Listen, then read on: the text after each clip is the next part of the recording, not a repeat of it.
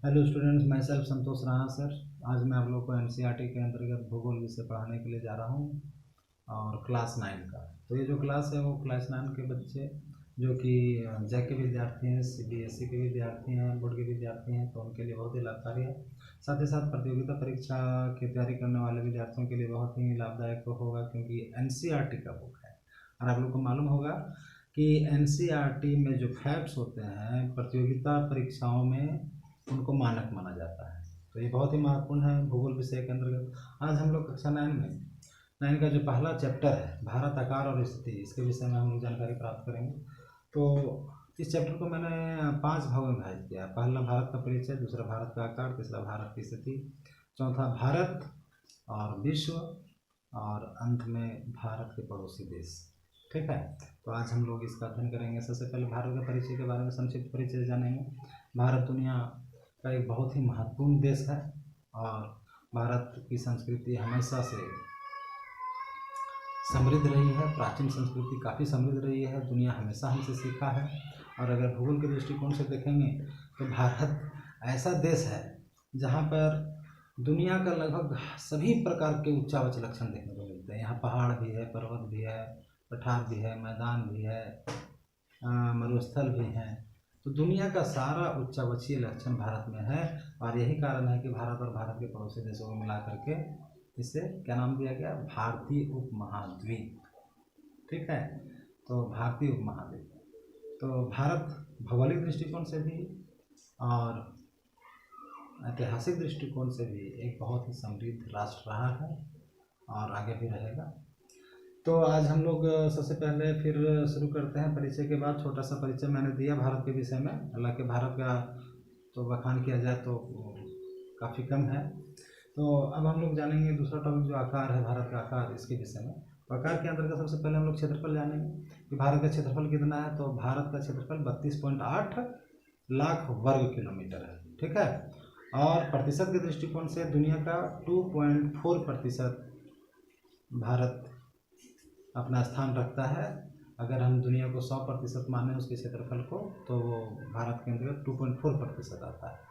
भारत दुनिया का 7वां सबसे बड़ा देश है।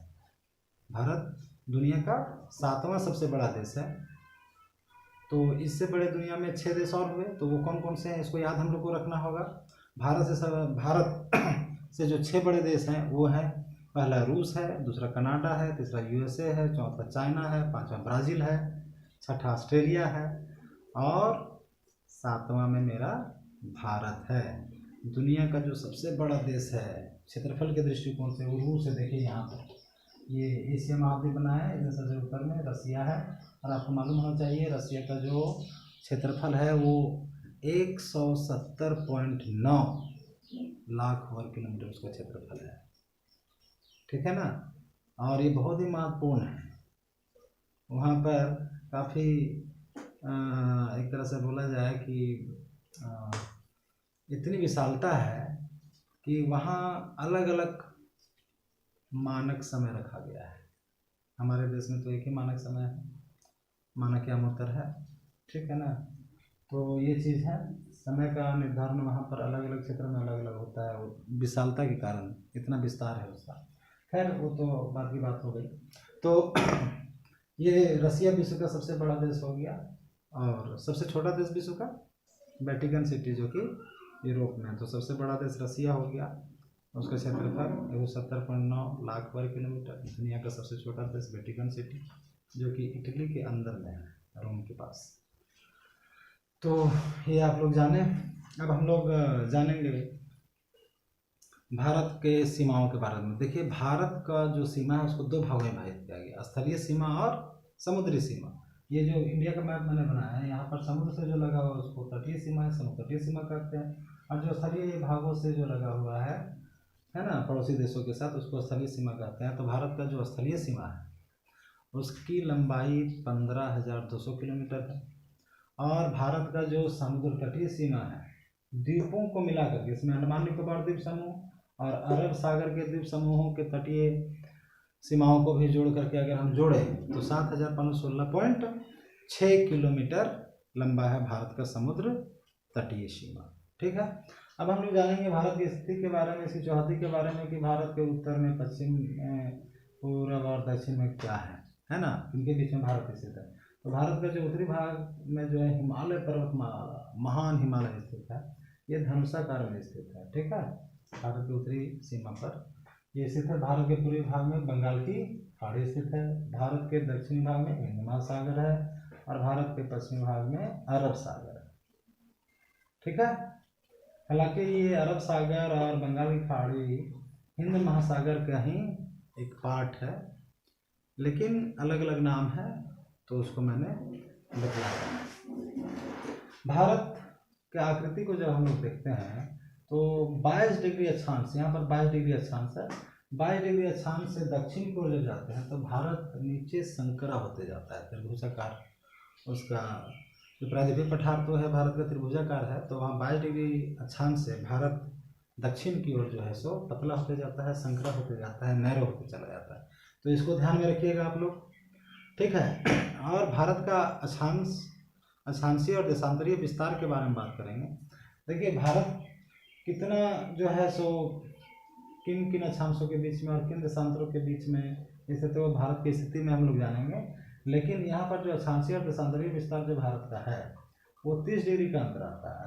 लगभग 30 डिग्री का अंतर अक्षांशों में भी है ना, एकदम पूर्वी देशांतर और एकदम पश्चिमी देशांतर में लगभग 30 डिग्री का अंतर आता है। एकदम दक्षिणी जो है अक्षांश और उत्तरी अक्षांश के बीच में भी लगभग 30 डिग्री का अंतर आता है। अक्षांशों से देखिए दिन और रात में परिवर्तन आता है।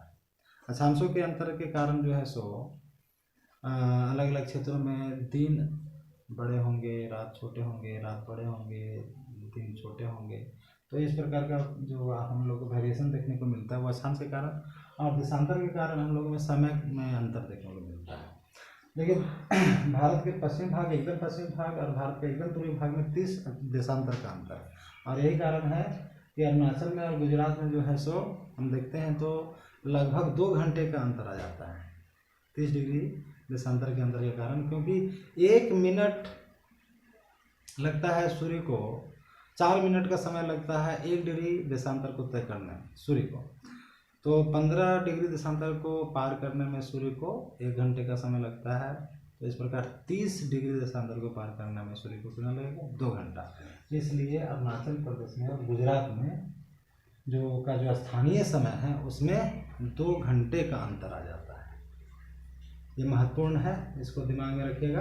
और भारत का जो मानक यामोत्तर है ना, स्टैंडर्ड पैरेलल बोलते हैं भारत का समय निर्धारण को लेकर के, वो है 82.5 डिग्री का देशांतर रेखा, जो कि यहाँ से गुजरता है, इलाहाबाद का मिर्ज़ापुर से होकर के गुजरता है। 82.5 डिग्री देशांतर रेखा को भारत का मानक देशांतर माना गया है, और वहीं से पूरे भारत में समय का निर्धारण होता है।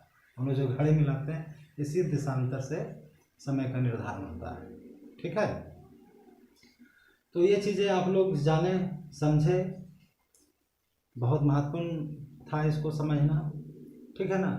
अब एक चीज़ और हम लोग यहाँ पर समझेंगे क्या, कि भारत का जो लंबाई है उत्तर से दक्षिण, और चौड़ाई जो है पूर्व से पश्चिम, जो चौड़ाई है उसके बारे में। तो भारत जो है सो उत्तर से दक्षिण कितना लंबा है, तो 3214 किलोमीटर लंबा है। याद रखेंगे कि भारत की लंबाई उत्तर से दक्षिण 3214 किलोमीटर, और भारत की चौड़ाई पूर्व से पश्चिम कितना है, तो 2933 किलोमीटर। 2933 किलोमीटर भारत की चौड़ाई है पूर्व से पश्चिम। ठीक है, इसको याद रखिएगा। अब हम लोग पढ़ेंगे भारत की स्थिति के बारे में। देखिए भारत जो है वो उत्तरी गोलार्ध में स्थित है। अगर पूरा दुनिया को हम लोग डिवाइड करेंगे तो हम लोग अक्षांश के दृष्टिकोण से 2 भाग में डिवाइड करते हैं, उत्तरी गोलार्ध और दक्षिणी गोलार्ध। और देशांतर के दृष्टिकोण से हम लोग डिवाइड करते हैं पूर्वी गोलार्ध और पश्चिमी गोलार्ध, देशांतर के दृष्टिकोण से। तो दुनिया को 4 गोलार्धों में बांट सकते हैं। ठीक है, तो अक्षांशीय दृष्टिकोण से हम लोगों ने दुनिया को बांट करके हम बांटेंगे तो उत्तरी गोलार्ध और दक्षिणी गोलार्ध। तो भारत जो है वो उत्तरी गोलार्ध में स्थित है। देखिए उत्तरी गोलार्ध में बोलते हैं ये जो 0 डिग्री अक्षांश रेखा जो है, अक्षांश देशांतर का क्लास ही अलग होता है, उसके लिए एक अलग टॉपिक होना चाहिए, तब आपको अक्षांश देशांतर ये सारा समझ में आएगा। ठीक है ना। यहाँ पर मैं बतला रहा हूँ सिंपल कि ये 0 डिग्री का अक्षांश रेखा है, जिसको विषुवत रेखा भी बोलते हैं, इक्वेटर भी बोला जाता है। इसके उत्तर में जो भी क्षेत्र पड़ता है दुनिया को, और उसके अंतर्गत जो क्षेत्र आएंगे उसको उत्तरी गोलार्ध में रखते हैं, और इसके दक्षिणी भाग में जो आएंगे उसको दक्षिणी गोलार्ध में, उसको दक्षिणी गोलार्ध के देश बोलते हैं। तो यहाँ पर देखिए अफ्रीका से होकर के गुजरा हुआ है 0 डिग्री का अक्षांश रेखा, विषुवत रेखा। अफ्रीका से भी दक्षिण अमेरिका, अफ्रीका, और इधर इंडोनेशिया जो दक्षिण पूर्वी जो द्वीप समूह है वहाँ से होकर के गुजरा है। तो भारत उत्तरी गोलार्ध में स्थित है। अगर अक्षांशीय दृष्टिकोण से देखेंगे भारत की स्थिति को, तो भारत जो है यहाँ 8 डिग्री 4 मिनट से लेकर के 37 डिग्री 6 मिनट तक, 37 डिग्री 6 मिनट तक इसका जो है सो भारत का उत्तरी गोलार्ध में अक्षांशीय विस्तार है। और अगर हम लोग देशांतरीय विस्तार को देखेंगे तो 68 डिग्री 7 मिनट, कितना ये है देशांतरीय विस्तार, 68 डिग्री 7 मिनट, ठीक है, से लेकर के 97 डिग्री और 25 मिनट 25 मिनट, 97 डिग्री 25 मिनट तक ये फैला हुआ है ना। भारत के बीचों बीच एक बहुत ही महत्वपूर्ण रेखा गुजरती है जिसको बोलते हैं कर्क रेखा, और ये भारत के 8 राज्यों से होकर गुजरा है। कितने राज्यों से होकर गुजरा है? 8 राज्यों से होकर ये गुजरा है। 23.5 डिग्री का जो उत्तरी अक्षांश रेखा जिसको कर्क रेखा भी बोलते हैं, वो भारत के 8 राज्यों से होकर के गुजरा है। इसको आप लोग मैप में देखिएगा कि वो कौन कौन से राज्य हैं जहाँ से कर्क रेखा। तो ये बहुत सारा एग्जाम में पूछा है, प्रतियोगिता परीक्षा में तो बहुत बार पूछा है कि कर्क रेखा भारत के कितने राज्यों से होकर के गुजरा है। तो 8 राज्यों से होकर गुजरा है। उन राज्यों के नाम को भी आप याद रखेंगे, ठीक है ना। तो ये बहुत ही महत्वपूर्ण है। और भारत के विषय में हम लोग ये तो जाने, और इसके अतिरिक्त भारत का जो मुख्य भूमि है उसके अतिरिक्त भारत में द्वीप समूह भी थे, 2 महत्वपूर्ण द्वीप समूह थे। एक अंडमान निकोबार द्वीप समूह जो कि बंगाली खाड़ी में स्थित है, और एक आपका लक्षद्वीप, ठीक है, ये अरब सागर में स्थित है। तो ये बहुत ही महत्वपूर्ण द्वीप समूह है भारत के लिए।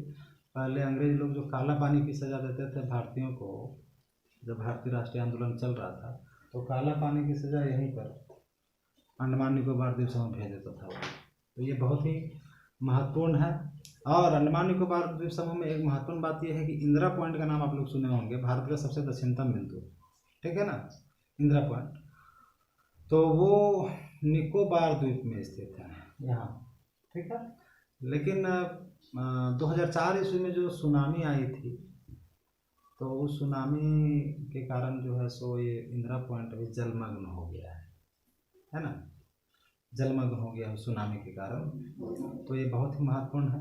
अब हम लोग जानेंगे भारत तथा विश्व के बारे में। देखिए, जहाँ तक विश्व का सवाल है, हम लोग मालूम है हम लोगों को कि दुनिया में जो है सो कितने महाद्वीप हैं, ठीक है। तो महाद्वीप आप लोग जान रहे हैं कि ये उत्तरी अमेरिका, दक्षिणी अमेरिका, ये एशिया महाद्वीप, यूरोप महाद्वीप, अफ्रीका महाद्वीप, ऑस्ट्रेलिया महाद्वीप, और यहाँ नीचे अंटार्कटिका महाद्वीप है। तो भारत जो है एशिया महाद्वीप का एक महत्वपूर्ण देश है, और भारत को केंद्रीय स्थान प्राप्त है एशिया महाद्वीप में। क्यों? क्योंकि आप देख सकते हैं भारत की स्थिति ऐसी है कि स्थलीय भागों से भी इसका सीमा मिलता है, जलीय भागों से भी मिलता है। जलीय भागों से दूसरे देशों से जुड़ा हुआ है, स्थलीय भागों से भी दूसरे देशों से जुड़ा हुआ है। तो इस प्रकार का भौगोलिक संरचना भारत का है कि एशिया महाद्वीप में इसे केंद्रीय स्थिति प्रदान करता है। और ये जो भारत है एशिया महाद्वीप का एक तरह से दक्षिणी विस्तार है, तो ये बहुत ही महत्वपूर्ण है। और यही कारण है कि यहाँ से हम लोग क्या कर सकते हैं, इंडिया से हम पश्चिमी यूरोप से भी जुड़ते हैं, और दक्षिण पूर्व एशिया के देशों से भी हम लोग जुड़ते हैं, जल मार्ग के द्वारा, स्थल मार्ग के द्वारा। तो भारत को इस प्रकार का भौगोलिक कंडीशन प्राप्त है जो कि एशिया के बहुत ही कम देशों को ऐसा प्राप्त है। इसलिए एक तरह से बोलिए कि भारत एशिया महाद्वीप के केंद्र में स्थित है, और केंद्रीय स्थिति इसका है। और सामरिक दृष्टिकोण से, रक्षा के दृष्टिकोण से भारत का जो ये लोकेशन है बहुत ही महत्वपूर्ण है। ठीक है, तो ये बहुत ही महत्वपूर्ण है आप लोगों के लिए, इसको जानना। ठीक है ना। और भारत का प्रभाव इतना रहा कि भारत का नाम हिंदुस्तान से ही हिंद महासागर का भी नाम पड़ा है। तो ये बहुत ही महत्वपूर्ण है। ठीक है ना। एक चीज़ और है दुनिया के देशों के से जुड़ने के संदर्भ में कि भारत जो है सो दक्षिण पूर्व एशिया के देशों से तो जुड़ा हुआ ही है जलमार्ग के द्वारा, साथ ही साथ जो है सो पश्चिमी देशों से भी जुड़ा हुआ है, यूरोपीय देशों से भी जुड़ा हुआ है, और जलमार्ग के दृष्टिकोण से यूरोप और अमेरिका से भी इसका काफ़ी अच्छा संबंध है। हर एक दृष्टिकोण से, व्यापार के दृष्टिकोण से हो या फिर सांस्कृतिक दृष्टिकोण से। अगर प्राचीन काल में देखेंगे तो एशिया के जो भारत के जो पड़ोसी देश हैं और पश्चिमी एशिया खास करके और अफ्रीका वगैरह से भारत का संबंध काफ़ी निकट रहा था, निकटतम जो है सो संबंध रहा था। तो ये बहुत ही महत्वपूर्ण है। एक चीज़ और है कि पहले क्या होता था कि जब भारत आना पड़ रहा था लोगों को, यूरोप वालों को, तो मान लीजिए यहाँ पर है पुर्तगाल, तो यहाँ से आपको भारत आना है तो ये पूरा जो है सो अटलांटिक महासागर को प्रवेश करते हुए, को चीरते हुए, और फिर अफ्रीका महाद्वीप से नीचे आना पड़ता था एकदम दक्षिणी भाग में, यहाँ केप ऑफ गुड होप है, यहाँ से होकर के जो है भारत आना पड़ता था। लेकिन यहाँ पर देखिए आप अरब प्रायद्वीप के पास देखिए, अफ्रीका के पास यहाँ जो मिस्र है, यहाँ पर सुएज नहर था, है ना। और यह नहर जो है सो 1869 ईस्वी में खुला। जब 1869 ईस्वी में सुएज नहर खुला तो पश्चिमी यूरोप और भारत के बीच की दूरी काफ़ी कम हो गई। आपको मालूम होना चाहिए कि कितनी दूरी कम हो गई, 7000 किलोमीटर की दूरी कम हो गई, ये सुएज नहर के बन जाने के कारण। और तब यहाँ से भारत जो है सो अरब सागर होते हुए लाल सागर में प्रवेश हम लोग करते हैं, फिर सुएज नहर के माध्यम से भूमध्य सागर में जाते हैं और यूरोप के अन्य देशों तक पहुँच जाते हैं। तो ये बहुत ही महत्वपूर्ण है ना। और समुद्री मार्ग ने जो है सो बहुत महत्वपूर्ण भूमिका निभाया दुनिया के अन्य देशों से जुड़ने के लिए, और व्यापार के दृष्टिकोण से इसका बहुत महत्वपूर्ण स्थान रहा।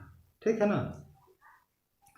तो हालांकि आज के तारीख में हम लोग क्या कर लिए हैं कि जो दुनिया से संपर्क जो हम लोग स्थापित कर रहे हैं वो स्थल मार्ग से भी संपर्क स्थापित कर रहे हैं, जल मार्ग से भी संपर्क स्थापित कर रहे हैं, और वायु मार्ग अभी जो विकसित हो चुका है तो वायु मार्ग से भी। लेकिन व्यापार के दृष्टिकोण से जल मार्ग सबसे महत्वपूर्ण, याद रखिएगा। और अभी तो पाइपलाइन का भी महत्व काफ़ी बढ़ गया है। हमारा देश जो है सो ईरान वगैरह से जो तेल का आयात करता है, तो पाइपलाइन इस दृष्टिकोण से बहुत ही महत्वपूर्ण है। ठीक है ना। और स्थलीय मार्ग और जलीय मार्ग के अंतर्गत हम लोग देखते हैं एक चीज़ और कि जब हम प्राचीन काल में जाते हैं तो भारत का सबसे पहले दुनिया के दूसरे देशों से जो संपर्क था वो स्थलीय मार्ग से था। बाद में जो है सो समुद्री मार्ग से जो है सो संपर्क स्थापित हुआ।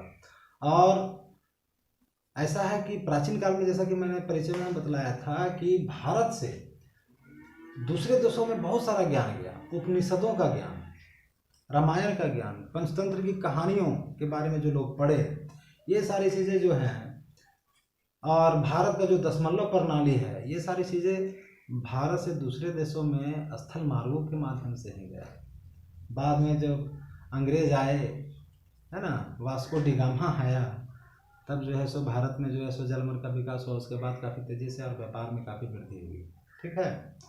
और मसाला, मलमल का कपड़ा, इन सभी चीज़ों का जो है व्यापार काफ़ी बढ़ गया था जब जलमार्ग का विकास हुआ। तो ऐसे स्थल मार्ग के माध्यम से भी पड़ोसी देशों में जो स्थल मार्ग से जुड़े हुए थे उनसे होता है। ये जो खैबर दर्रा का नाम आप लोग सुने होंगे, आप इस भारत के उत्तर पश्चिमी भाग में पड़ता है ना। यहाँ इस जगह पे यहाँ पर आएंगे, अभी अफगानिस्तान है वहाँ पर, तो वहाँ से भारत का व्यापार, उस दर्रा के माध्यम से व्यापार जो है काफ़ी होता था भारत और भारत के विश्व के अन्य देशों के बीच में। तो ये बहुत ही महत्वपूर्ण है। और दुनिया से भी हमारे पास बहुत सारी चीज़ें आई प्राचीन काल में। ठीक है ना। जैसे यूनानी स्थापत्य कला, है ना, स्थापत्य कला का विकास हुआ, वो जो हमें मिला। पश्चिमी एशिया से वास्तुकला हमें मिला, उसमें मीनार बहुत ही महत्वपूर्ण है, पश्चिमी एशिया से हम लोगों को मिला। इसी प्रकार से गुंबद भी हम लोग को पश्चिमी एशिया से प्राप्त हुआ। तो बहुत सारे वास्तुकला और स्थापत्य कला जो भारत में डेवलप हुआ, उसमें बाहरी लोग जो भारत आए और भारत के लोग जो भ्रमण करने के लिए या व्यापार करने के लिए गए उधर बाहर, तो वहाँ से ये सारी कलाओं को लेकर के आए, जो कि भारत में वास्तुकला और स्थापत्य कला में मील का पत्थर साबित हुआ। तो ये बहुत ही महत्वपूर्ण है। अब हम लोग जानेंगे भारत के पड़ोसी देश के बारे में। आप लोग को मालूम है कि भारत में 28 राज्य अभी वर्तमान में हैं, और केंद्र शासित प्रदेश तो आप लोग को पता ही होगा। अभी तो नया केंद्र शासित प्रदेश बना है, जम्मू कश्मीर को केंद्र शासित प्रदेश बना दिया गया है, लद्दाख को बना दिया गया है। भारत का सबसे बड़ा केंद्र शासित प्रदेश लद्दाख बन गया है। तो भारत के पड़ोसी देशों के बारे में अगला वीडियो में बतलाऊंगा, ठीक है, क्योंकि वीडियो काफ़ी लंबा हो रहा है। तो आज इतना ही, और अंत में पढ़ो झारखंड, पढ़ो झारखंड। बहुत बहुत धन्यवाद।